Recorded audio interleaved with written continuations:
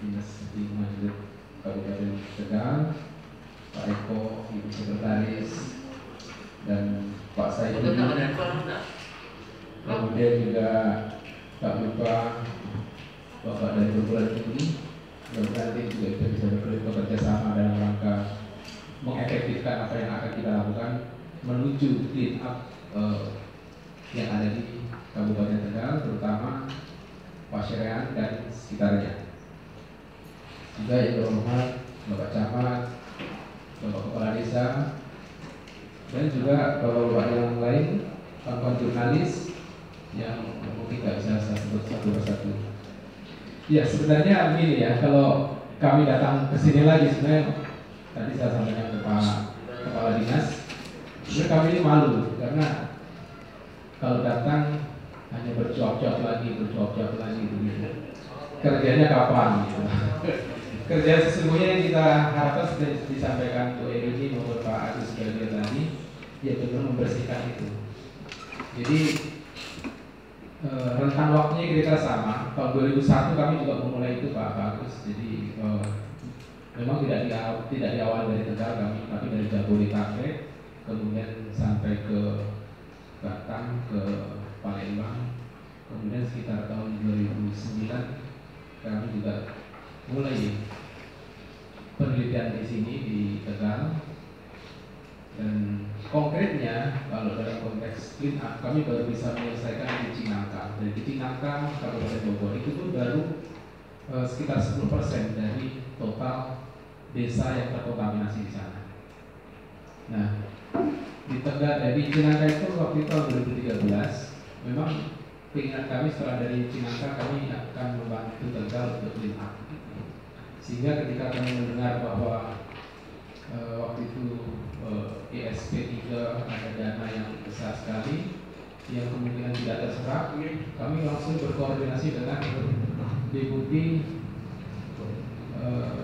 Kepala Bappenas, Bu Endah, kemudian Bu Endah mengkoordinasikan dengan KLH, dan kemudian itu diproses sedemikian rupa sehingga ada kemauan dari Darinda untuk mengalokasikan clean up di Kabupaten Tegal. Tetapi seperti yang disampaikan oleh Pak Agus tadi bahwa karena satu dan lain hal ya, terutama dalam konteks administrasi, sehingga rencana baik tadi belum bisa dilaksanakan.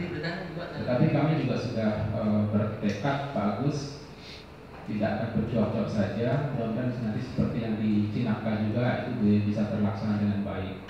Sebelum kesini kami juga sudah berkomunikasi dengan Ibu Dirjen Pengelolaan Limbah 3, Ibu Vivin.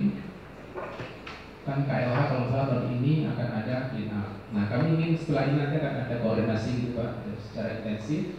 Kira-kira yang akan dilakukan oleh KLH sebelah mana, kemudian yang dari katakan pemerintah Jawa Tengah misalnya sebelah mana. Dan kami juga sudah sounding ke beberapa pihak yang akan membantu juga. Jadi nanti sekitar Oktober atau November kita mulai aktivitas mau teknis. Tentu saja apabila kita sudah selesai koordinasi tadi, kira-kira mana yang bisa kita sinergikan dalam rangka membersihkan lahan terkontaminasi tadi.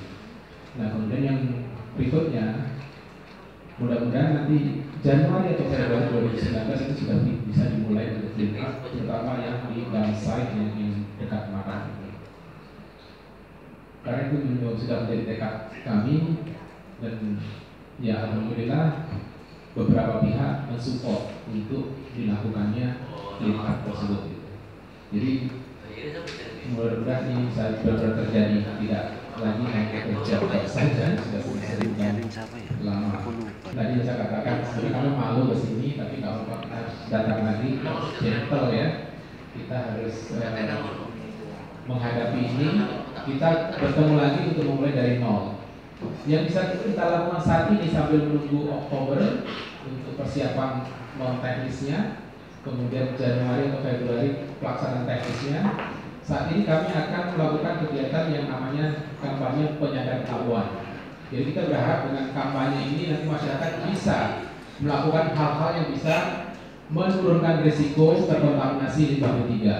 Ada cara-cara tertentu yang bisa dilakukan sehingga masyarakat bisa menghindari risiko.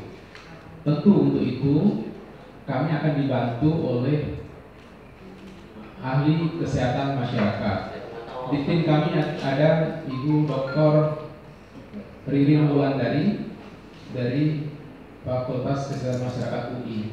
Kebetulan beliau hari ini berhalangan hadir karena saat ini musim sidang ya di kampus, jadi beliau berhalangan. Tetapi setelah 15 Juli ini nanti beliau bisa sering hadir di sini dalam rangka mempromosikan kesehatan, terutama bagaimana menurunkan risiko terkena dampak pencemaran udara berat.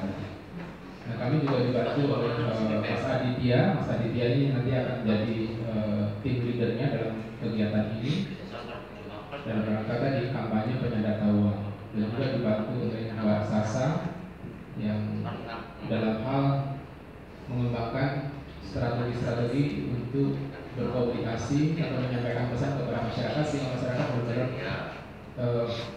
mengetahui bagaimana cara menghindari risiko terkontaminasi limbah logam berat tadi. Kami juga ada tim, ada Alfred ya, Alfred Sitorus, ini kawan kita yang sangat aktif. Nanti akan juga membantu, akan sering hadir ke sini. Sampai itu ada juga Mas Arte. Mas Arte ini seniman Pak yang berdiri bawa kamera.